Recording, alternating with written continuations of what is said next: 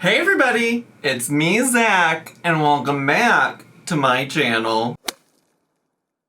Hey everybody, it's me, Zach, and Candace, no, I am not transitioning. This is just my natural feminine mystique. This is just how I look naturally. And today I look a little different, and don't try to tell me, don't try to be in the comments, being smart, being like, Bestie, you look the same as you always do.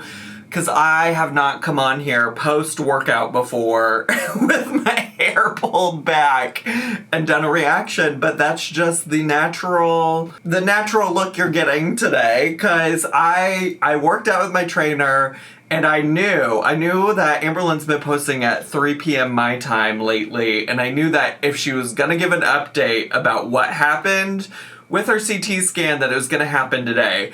And I also knew that I had a very small window between getting home from working out and before I had to stream on Twitch, which I'm still gonna do today, by the way. I knew I had a very small window to get this filmed, and so we said, skip the shower, Smelly Zach is here to react, we're gonna react, I'm gonna stream, and then I'll get this posted after I stream on Twitch. So that's what's happening, because today Miss Amberlynn Reed, posted a new video called My CT Scan Results, Ozempic/semaglutide, I can't say that word either, update, and Appreciating Life, bar vlog.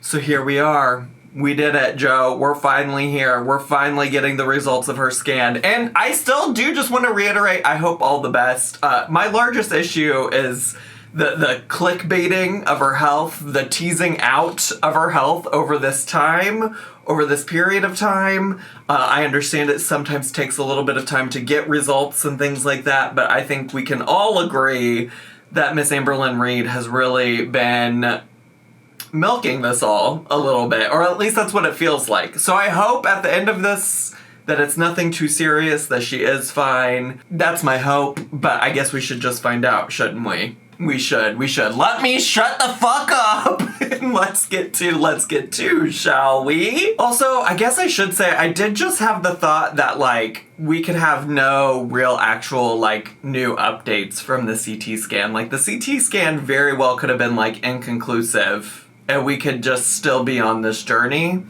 So that also did dawn on me, like, just literally right now in this moment. We might not be at the end of this journey, and also might not be at the end of this journey, because depending on if it does find something wrong with her, obviously, then it's like whatever we have to do to take care of that. But I was kind of thinking there'd be resolution in terms of like, oh, we're gonna get an answer. But, you know, with medical stuff, there's always the possibility that, like, you don't have an answer, even after you get important scans and tests and things like that. So anyways, let's really get to, shall we?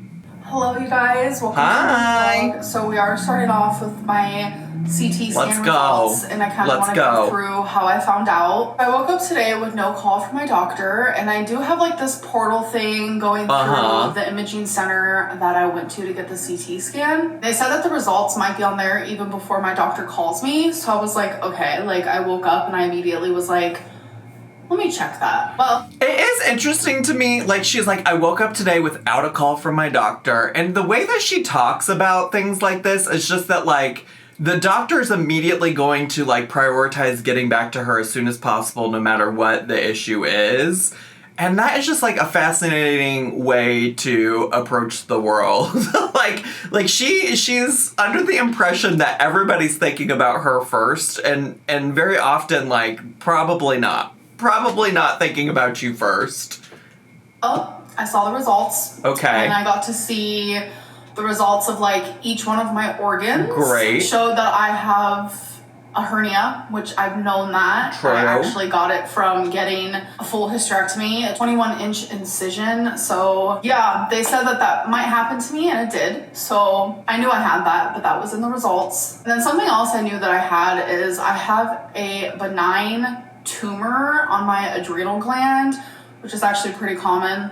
I've known about this for years, okay. So I knew that. But the big thing that I was looking for was, what does it say about my bladder? Because I was very scared that my cancer did come back, and I was scared that it came in the form of bladder cancer.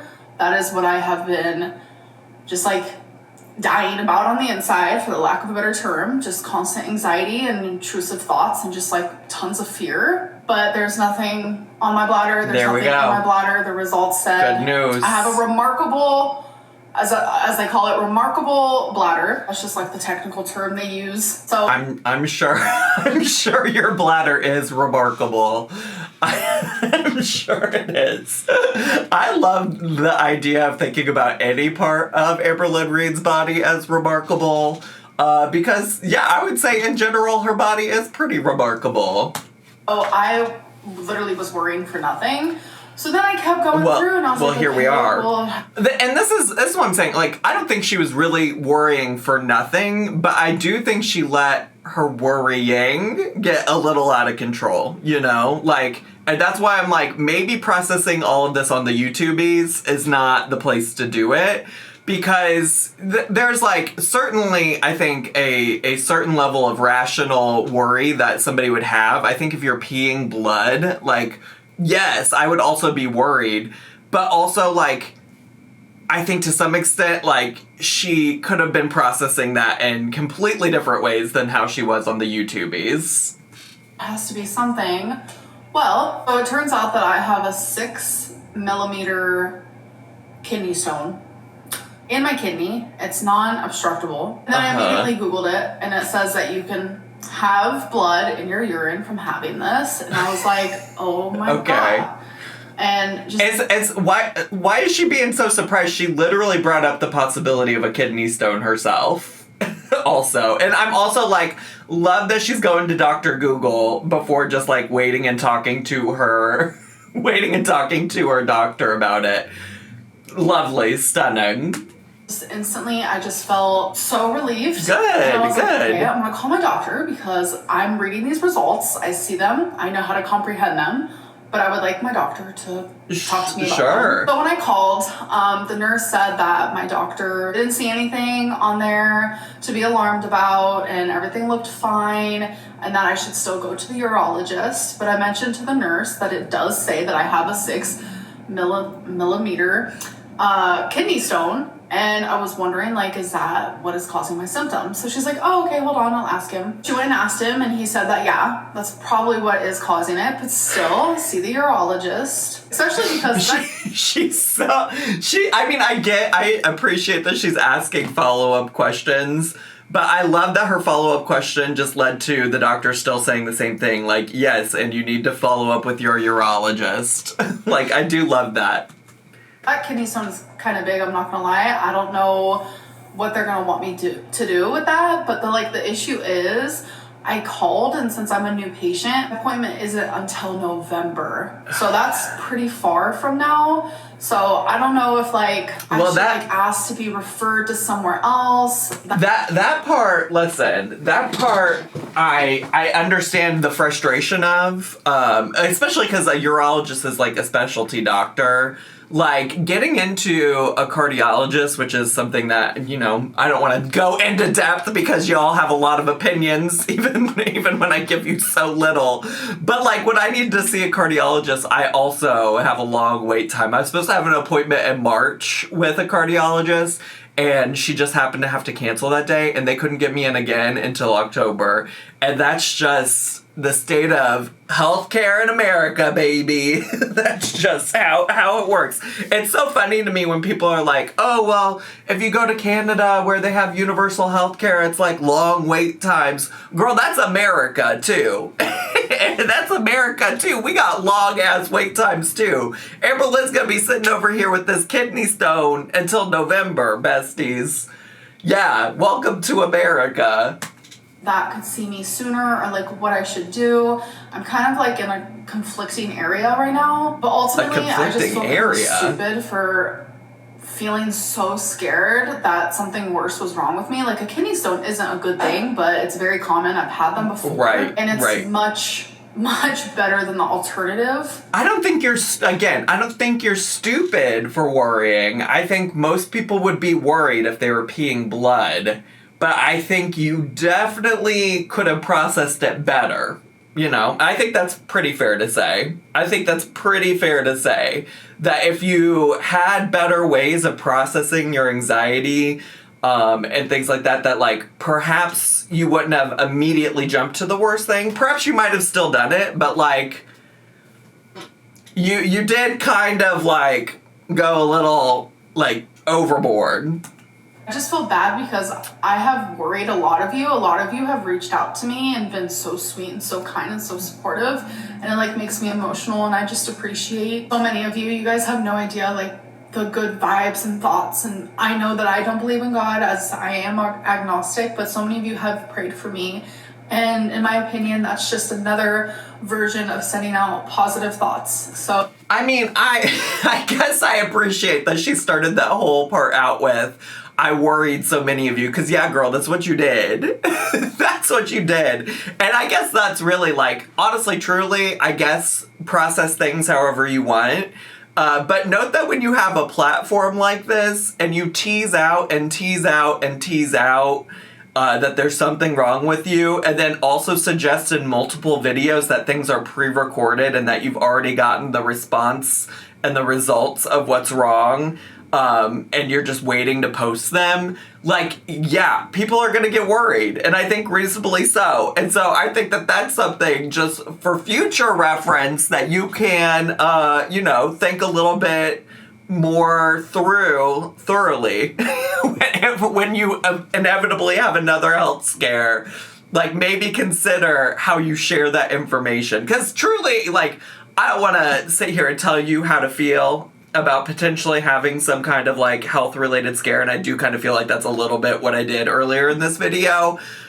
But I guess it all comes back for me, like, the feelings that make me irritated about the way that you process it is because it did lead to a lot of people being worried, and it did lead to a lot of worry in the terms of, like, you just doing it to get more clicks and views. So I think if there's anything to take away from this, maybe not even that you have to be less scared in the future, but just think about how you share that information with your viewers. It would have, been also one thing if, like, you had this health scare and you weren't going to get results about it for, like, weeks or something like that. Then I think it's fair to say, hey, this happened. I need you to know that I'm going through this.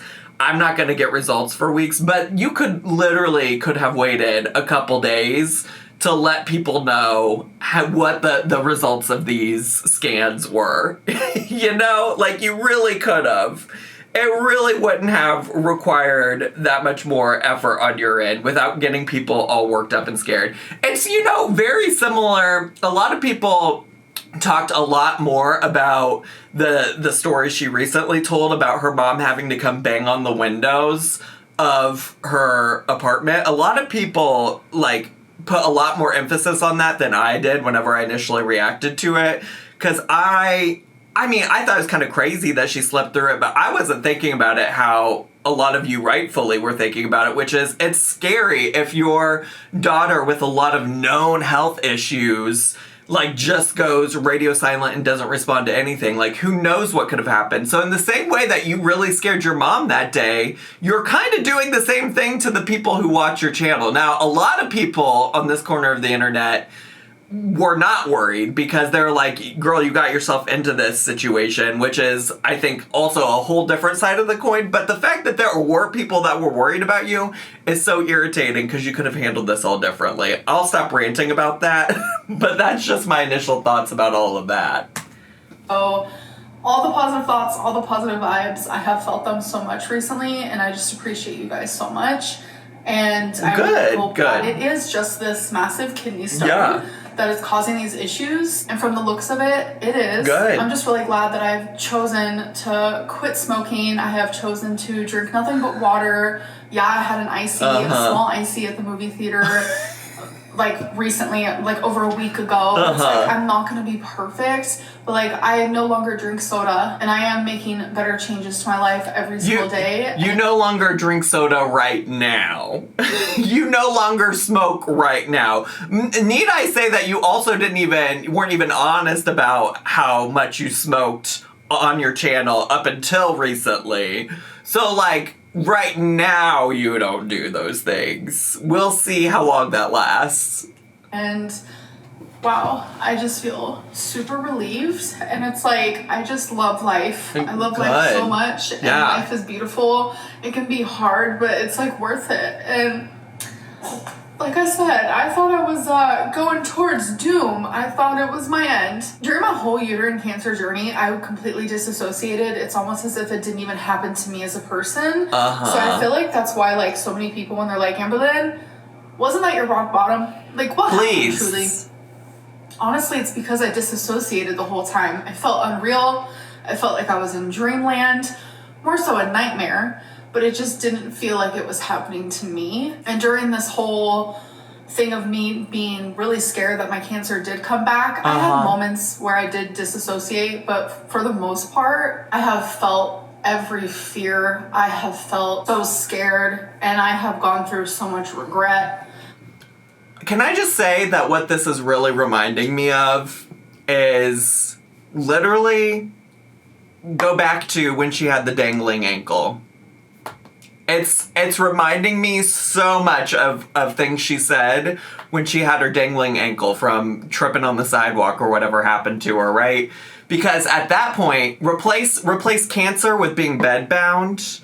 And when she had that dangling ankle and went back to being temporarily bedbound for a little bit, she talked about how, like, being bedbound should have been my rock bottom, and this is just really making me think so much about how, like, back then, like, I didn't really think about how different my life could be and all the things I needed to do, and this is just making me remember how much I didn't like being in that situation and how much I really appreciate life and need to change my life and this, that, the other, and then, like, nothing really changed.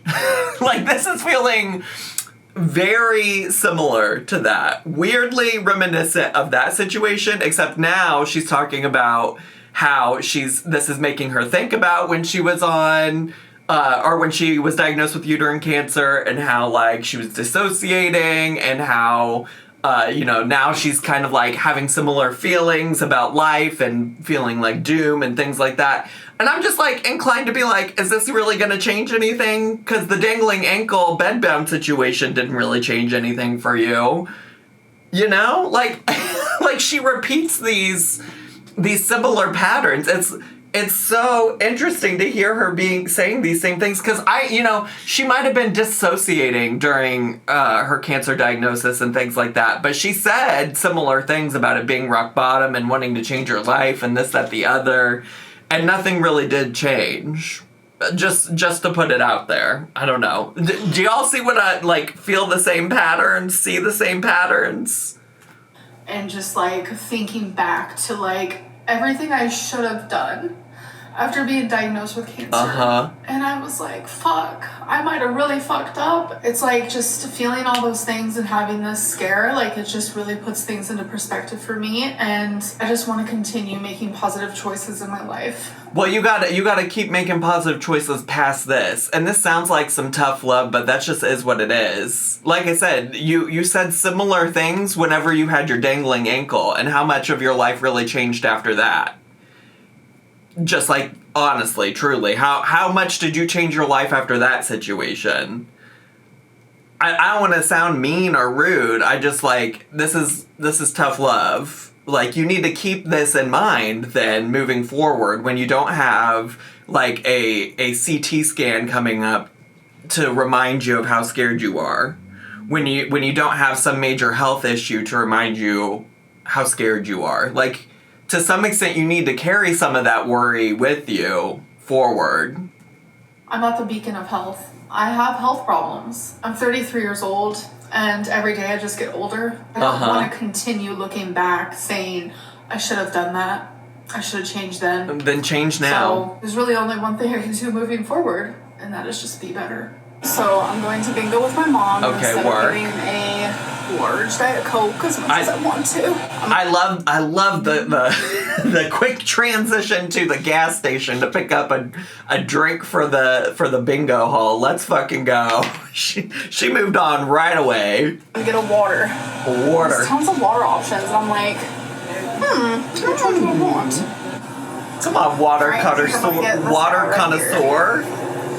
Pure water. Oh, that 7-Eleven water. There's a store next to the bingo place, and my mom's looking at it through the window because it's closed. Someone made their cat out of rocks, and it says, "My cat rocks." Get it? No, I didn't. I didn't get that at all. Such a funny joke.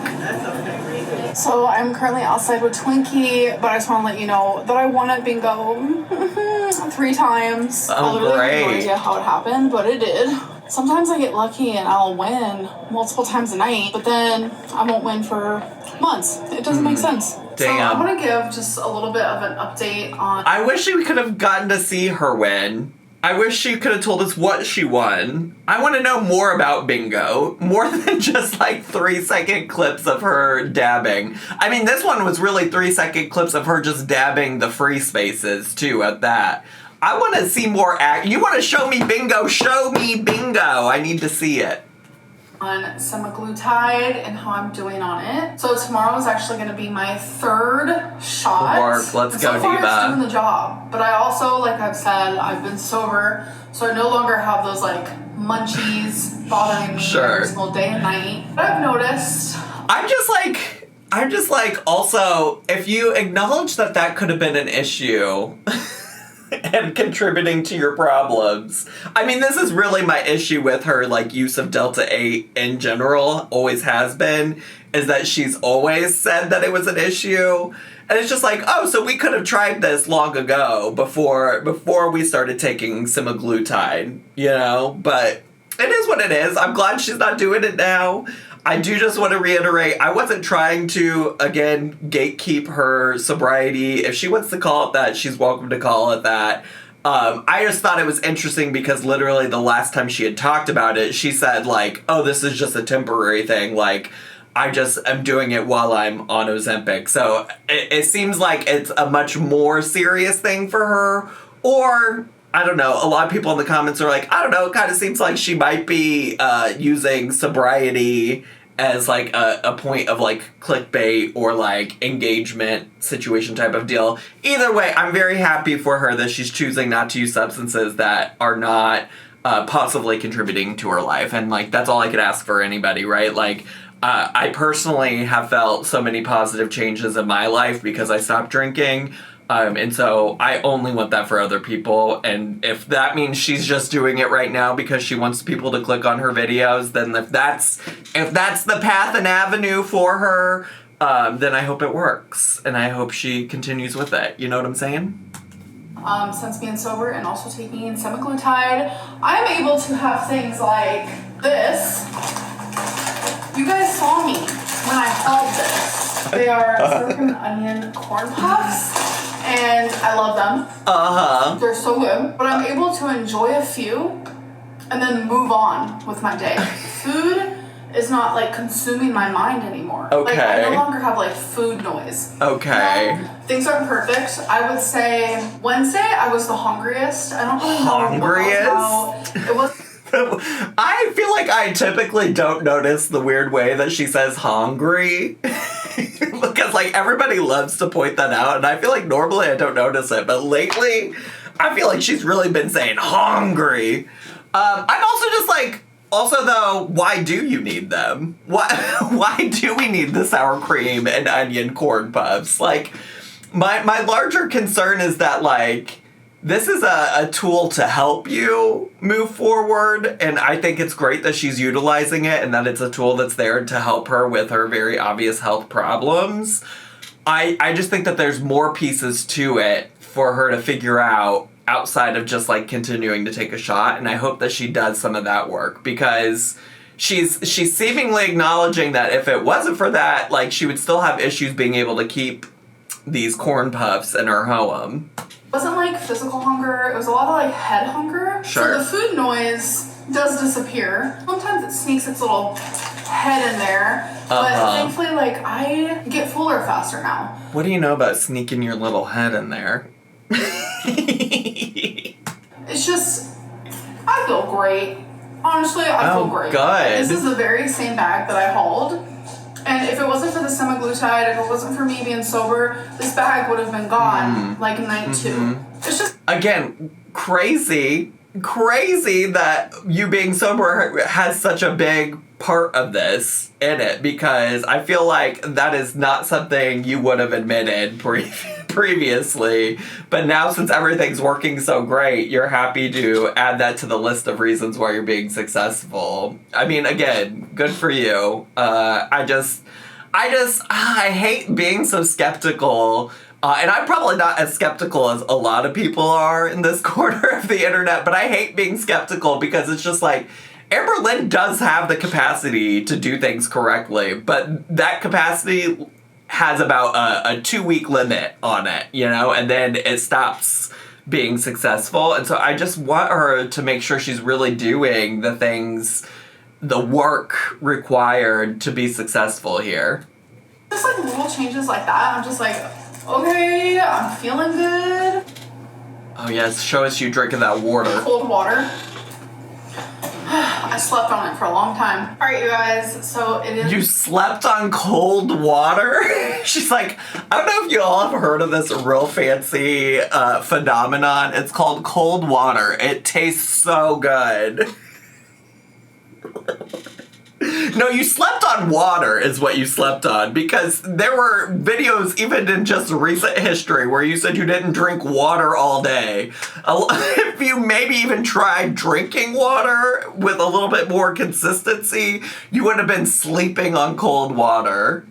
It's that time where it's the end of my vlog, so we're going to do some questions of the day. Let's go. If you're not hungry, then why are you eating, girl? I can't. So I think they're talking about this clip. Alright, you guys, I currently have some chicken in the air fryer, and now I'm just gonna come up with some concoction to go on the side. I'm currently not really hungry. Hungry? I was told, though, that I do need to eat. So I haven't ate all day. I've been awake for hours, at least like 6 hours. So when you're on semaglutide, sometimes you literally are not hungry. You have to like force yourself to eat. Mm-hmm. And I was told by the person who prescribes me semaglutide that I need to eat. I need to get in my protein. I need to get in my veggies. I know that I am over 400 pounds, but there are nutrients that I do need in my body. Would the Ozempic be worsening whatever was happening with your health before you started taking it? No, there has been no first of all, how do you know? How do you know? Because it doesn't sound like from the conversation you had with your doctor about the CT scan results, it doesn't sound like you even asked about that. So how do you know? That's just Dr. Lynn, medicine woman, coming out. She's like, I can tell you for a fact that there's no correlation. Okay, girl. Let's talk about the fact that the camera for weigh-ins is always in the same spot every time. Yes, that's because I put my camera in the same spot every single time. She's so fucking smug. Like... Can you talk about why the camera's in the same spot every single time? Yes, that's because I put the camera in the same spot every single time. Okay, fucking sarcastic Jones over here. We got it. Okay, alright.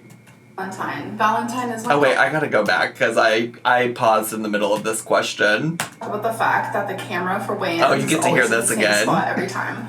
Yes, that's because I put my camera in the same spot every single time. Who is Valentine? Valentine is my girlfriend. Is it true that you just had precancerous cells and not actually cancer? Spoiler alert, everybody. Spoiler alert, spoiler alert. She has a girlfriend. She has a girlfriend. A lot of people were like, Zach, I think she was lying about getting a call from her girlfriend because if she was filming using her phone, it would have just stopped the recording and she wouldn't have been able to be like, oh, I'm getting a call from my girlfriend. I don't know about that. I don't film on my phone. Well, I did for the little Trader Joe's salami taste test, but otherwise I don't normally film on my phone, so I don't know how that works. But I just love that she's continuously reminding me about this girlfriend, reminding us about this girlfriend who we've never seen or met nor really care about. All right. I think the question I paused on was somebody asked if it was really cancer or just pre-cancerous cells in her uterus. And I think she's always said that it was actual cancer. I was diagnosed with actual cancer. The technical term for it is endometrial adenocarcinoma. I was at stage 1, grade 2. So it's cancer in the womb, which is uterine cancer. That is what I had and what I was diagnosed with. I had a stage, a grade. So what was happening was my cancer was traveling so far into the uterine wall that it was going into my muscles. It was not precancerous, it was actual cancer. So that's very much the reason why I've been having a lot of anxiety around the fact that my cancer could have spread, and thankfully it did not. This is unfortunately something that I'm gonna have to deal with for the rest of my life. Anyone can get cancer, but someone... Okay, if you're gonna have to deal with it for the rest of your life, then I recommend regularly going to a primary care physician and not waiting 7 or 8 months after you move to Oklahoma to seek any kind of medical care. That part just also still baffles me, but here we are. Who has had cancer before, it's easier for it to happen again. Anyways, I'm going to end this video. I hope that you guys did enjoy it, and I will see you in my next one. Enjoy is an interesting word, but it was something. I'm glad we finally got some results, and maybe we can move on to a new storyline. I'm glad that it was just a kidney stone, and I'm glad that hopefully she can get some treatment for that soon. Whatever that might look like. Although it sounds like maybe she might have to wait until November, and that's just healthcare in America, unfortunately. But anyways, I think that's all I have, and I do need to go and stream on Twitch. So my plan is stop recording, go stream on Twitch, and then come join y'all back here. And by join y'all back here, I mean edit and upload this video. So I'm probably going to try to do minimal edits. So if you notice anything weird left in, you probably didn't, because I tried really hard not to pause weirdly and things like that. But if there is anything weird left in, it's just because I wanted to get this out to you as quick as possible. So I hope you enjoyed today's video. If you did and you're brand new, I pulled this out to put chapstick on and I never did. Just a second. Okay. If you did and you're brand new, consider subscribing down below. Hit the bell button so you get a notification every single time I post a new video. Make sure to leave me a comment, hit like, click share, and follow me on all my social media, including twitch.tv/thezacharymike if you want to come check me out over there. We rarely talk about Miss Amberlynn Reed. That's all I have for today. I love you all so much, and I'll see you all next time. Bye!